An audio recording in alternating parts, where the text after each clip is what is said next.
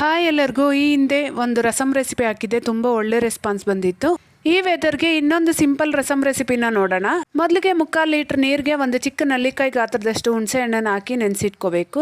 Mixer ಜಾರ್ಗೆ ಅರ್ಧ spoon ಕಾಳುಮೆಣಸು, 1/4 ಸ್ಪೂನ್ ಮೆಂತ್ಯ, 1 ಸ್ಪೂನ್ ಜೀರಿಗೆ, 2 ಒಣಮೆಣಸಿನ್ಕಾಯಿ ಹಾಗೆ 1 ಹಿಡಿಯಷ್ಟು ಒಣಕೊಬ್ಬರಿ ಹಾಕೊಂಡು ಮೊದಲಿಗೆ ಪೌಡರ್ ಮಾಡಿಕೊಂಡು ನಂತರ 1 ಗಡ್ಡೆ ಬೆಳ್ಳುಳ್ಳಿ, ಸ್ವಲ್ಪ ಕೊತ್ತಂಬರಿ ಹಾಕಿ ನೀರೇನು ಹಾಕ್ದಿರ ರುಬ್ಕೋಬೇಕು. ಈಗ ಸ್ಟವ್ ಮೇಲೆ ಒಂದು ಬಾಣಲಿನ ಇಟ್ಟು 1 ಸ್ಪೂನ್ ಎಣ್ಣೆ, 1 ಸ್ಪೂನ್ ತುಪ್ಪ ಹಾಕ್ಕೊತಾ ಇದ್ದೀನಿ. ಇದಕ್ಕೇನೆ ಸ್ವಲ್ಪ ಸಾಸಿವೆ ಹಾಗೆ ಸ್ವಲ್ಪ ಕಟ್ ಮಾಡಿರೋಂತಹ ಕರಿಬೇವಿನ ಎಲೆ ಹಾಕೊಂಡು ನಾವು ರುಬ್ಬಿಟ್ಕೊಂಡಿರೋಂಥ ರಸಮ್ ಪೌಡರ್ನ ಹಾಕಿ ಎಣ್ಣೆಯಲ್ಲೇ ಇದನ್ನ ಒಳ್ಳೆ ಘಮ ಬರೋವರೆಗೂ 1 ರಿಂದ 2 ನಿಮಿಷ ಫ್ರೈ ಮಾಡ್ಕೋಬೇಕು. ಈಗ ನಾವು ನೆನೆಸಿಟ್ಕೊಂಡಿರೋಂತಹ ಹುಣಸೆ ಹಣ್ಣನ್ನ ಚೆನ್ನಾಗಿ ಕಿವುಚಿ ರಸ ಹಾಕೊಂಡು ಒಂದ್ಸರಿ ಚೆನ್ನಾಗಿ ಮಿಕ್ಸ್ ಮಾಡಿ ರುಚಿಗೆ ಬೇಕಾಗಿರೋಷ್ಟು ಉಪ್ಪು ಸಹ ಹಾಕೊಂಡು 10 ನಿಮಿಷ ಕುದಿಸ್ಕೊಂಡ್ರೆ ರಸಮ್ ರೆಡಿ. ಕೋಲ್ಡ್ ಆದಾಗ ಅಥವಾ ನಾನ್ ವೆಜ್ ಏನಾದರೂ ತಿಂದಾಗ ಈ ರಸಮ್ನ ಹಾಗೆ ಕುಡಿಬಹುದು ಅಥವಾ ಅನ್ನದ ಜೊತೆ ಸರ್ವ್ ಮಾಡ್ಕೊಂಡ್ರು ತುಂಬಾ ಚೆನ್ನಾಗಿರುತ್ತೆ. ಇಷ್ಟ ಆಗಿದ್ರೆ ವಿಡಿಯೋಗೊಂದು ಲೈಕ್ ಕೊಡಿರಿ, ಚಾನಲ್ನ ಸಬ್ಸ್ಕ್ರೈಬ್ ಮಾಡಿ ಸಪೋರ್ಟ್ ಮಾಡಿ. ಬಾಯ್.